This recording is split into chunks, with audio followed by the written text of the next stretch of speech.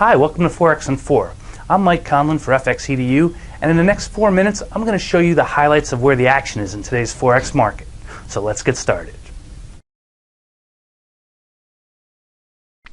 Good morning. Today is Monday, April 11th, 2011. This morning I'm talking about a slow start to the week, and not a ton of news coming out today, which is probably a good thing based upon what we saw last Friday.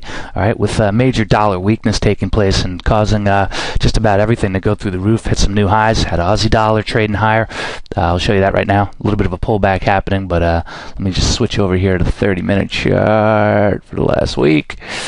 All right, you can see Aussie dollar putting in new highs, maybe a little bit of resistance up there at 105.80, just ahead of 106. All right, you can see the euro. Euro came just up above, just below 145, perhaps putting in a little bit of a stall there, but not a major sell-off happening.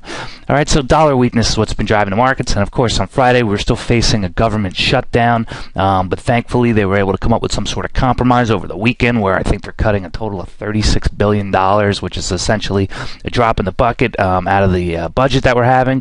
But I think what it does do is that it heightens the market's awareness of the conversation that's going to happen sooner or later, and that's what to do about the budget from a longer-term perspective. All right, what they're going to do about raising the debt ceiling. You hear the Treasury complaining about the debt ceiling. Well, they've got to keep doubling down here by, all this quantitative easing and all these things. And if the government can't keep borrowing, there's no way it can pay its obligations. So we have to raise the debt ceiling yet again. And I think there's going to be some serious talk this time about, well, wait a second, if we're going to do that, we need to fix some of these programs that are causing all this debt. Medicare, Social Security represents something like 40% of our total debt. So that's a pretty high number they're going to need to take a look at. Some other things happening around the globe. We had Chinese exports came in, and their trade balance figures came in. They actually had a surplus versus a deficit that they saw last time and what was expected. I suppose they're pegged to the dollar, which is now making 17-month lows. Probably helped them out in that situation, so kudos to China. Okay. We had oil that was cranking higher on Friday, got up to the just below the 114 area. All right, and that was probably due to the unrest going on in Libya. All right, there's still fighting going on over there. Nobody's really sure what's happening. It's sort of taken a back burner, and now the story is dollar weakness. Over the weekend, Japan. Let's take a look at Japan. The yen's actually a little bit stronger. Pulled back from 85, which we're going to see as that's a pivotal level. They had another earthquake over the weekend. It's kind of like they keep getting these aftershocks that keep coming in, and who knows when that's going to stop. But all it's going to take is one of those to really disrupt what's going on with this nuclear power plant, and all of a sudden, boom, the disaster gets worse. So you have to keep an eye on that. They have reported machine orders fell, which no surprise happening there. In the eurozone, just show you real quick.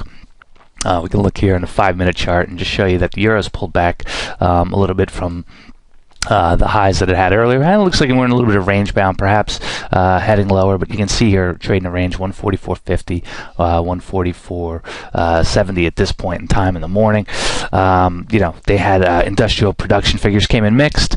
I think France was better. Italy was worse. So take that for what you will. But this week or later this morning, we're going to get some notable Fed speak. We've got two doves speaking, Dudley and Yellen.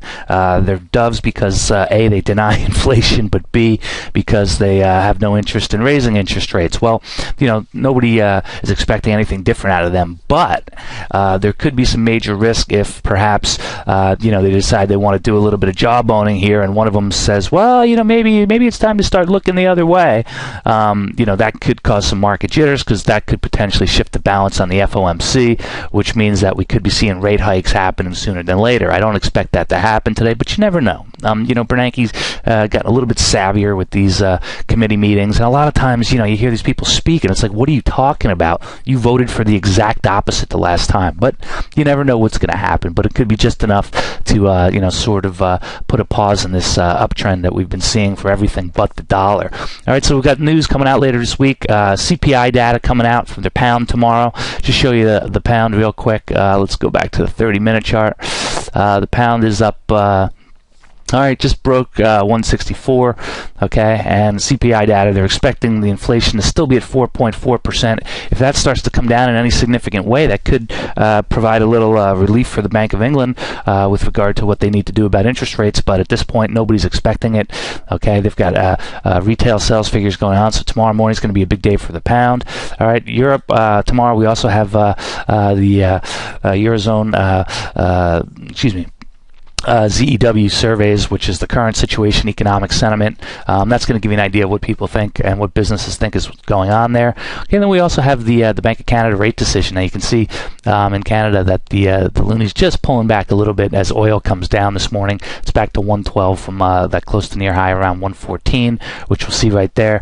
And Canada is going to have their interest rate decision out tomorrow. They're expected to leave rates unchanged at 1%. All right, so that's what we've got to start off the week, but not a ton of stuff happening here. So just kind of keep an eye on what's happening. It's right now the trend is dollar weakness, and it's kind of tough to get on and sell dollar and buy other stuff at these levels. But if you get pullbacks that happen for whatever the reason may be, then perhaps you may want to try and jump on the trend at that point. So that's what I'm looking at for today, folks. Good trading to all. As always, be sure to check out the written blog at www.fxedu.com to get complete coverage of today's Forex market. If you would like to learn more about how to trade the Forex market from professionals like myself, be sure to check out our affordable Forex trading courses. And if you're already a seasoned professional or aspire to be one, ask us how we can help you achieve your Forex goals. Go to www.fxedu.com to get started today.